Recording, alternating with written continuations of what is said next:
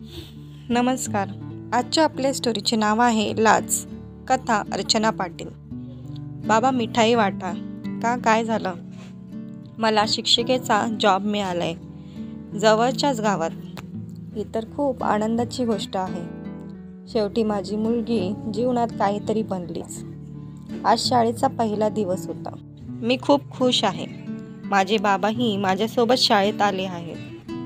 पहिला दिवस तर बरा होता. दुसऱ्या दिवशी आम्ही प्रार्थनेसाठी उभे होतो. इतक्यात हेडमास्टर जवळ आले आणि सांगू लागले, मॅडम, नोकरी मिळाली आहे, तर चहा तरी पाजा स्टाफला. अजून मला पहिला पगारही मिळाला नाही. नंतर सर्वांना चहा पाजेन. अहो मॅडम, एक कप चहासाठी महिनाभर वाट पाहायला लावणार का? सर, मी सांगितलं ना, पहिला पगार झाल्यावर देणार. मला माफ करा. अजित सर बाजूलाच उभे होते. हेडमास्टर निघून गेले. मी काही बोलू का? अजित सर हळू आवाजात म्हणाले, बोला. चहा पाजा. जर पैसे नसतील तर मी देतो. पगार झाल्यावर परत करा. मला उधार घ्यायला आवडत नाही. सर्वजण वर्गात गेले. माझ्या वर्गात 20 विद्यार्थी होते. 10 मुले व्यवस्थित शिकत होती. 10 मुलांना वेगळं शिकवावं लागत होतं. मी जशी ऑफिसमध्ये जायचे तसे स्टाफचे लोक कोणत्या ना कोणत्या बहाण्याने चहावरच येऊन थांबत असत आणि माझी मस्करी करत असत. एके दिवशी माझं डोकं गरम झालं व मी बोलून गेले, एक कप चहासाठी एवढे का मरत आहात?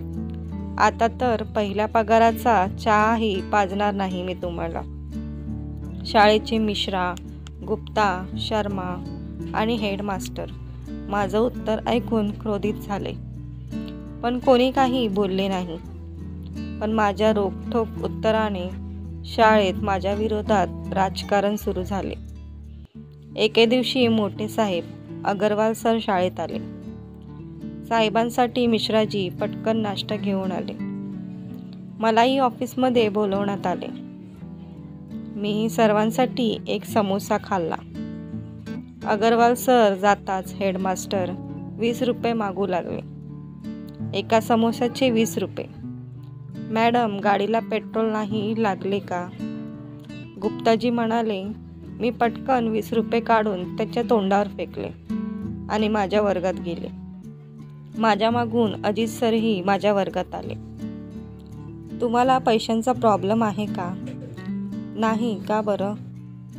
तर मग 20 रुपयांसाठी एवढा राग का? 5 रुपयाच्या समोशासाठी 20 रुपये का?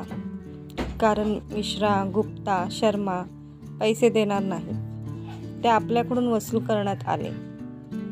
हेडमास्टर व अगरवाल सरांचे पैसे मी दिले. हा तर अन्याय आहे ना? येथे असंच चालतं. कोणत्याही सरकारी शाळेत असंच होतं.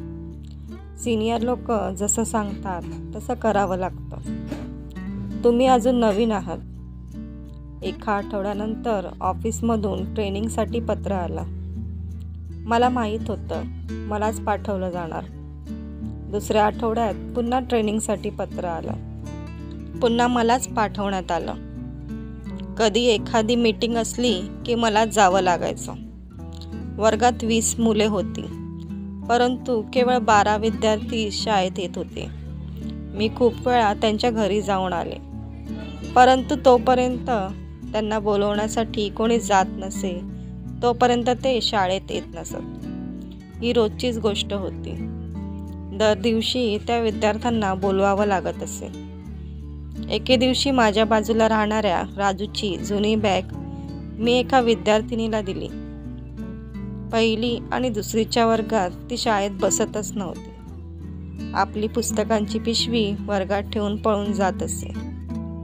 परंतु जुनी का होईना, स्कूल बॅग मिळाल्यानंतर ती रोज शाळेत येऊ लागली. एका स्कूल बॅगमुळे ती रोज शाळेत येऊ लागली. तेव्हा मला जरा बरं वाटू लागलं. आता या शाळेत मला 3 वर्ष झाली होती. गुप्ता, मिश्रा, शर्मा आणि हेडमास्टर रोज एखादी गोष्ट तर वाकडी बोलतच असत. परंतु अजित सर आपल्या शांत आणि विनोद स्वभावाने मला शांत करत असत. अजित सरांचे माझ्याशी प्रेमळ वागणे स्टाफला आवडत नसे. एके दिवशी अजित सर आणि ते 4 सैतान ऑफिसमध्ये एकत्र बसले होते.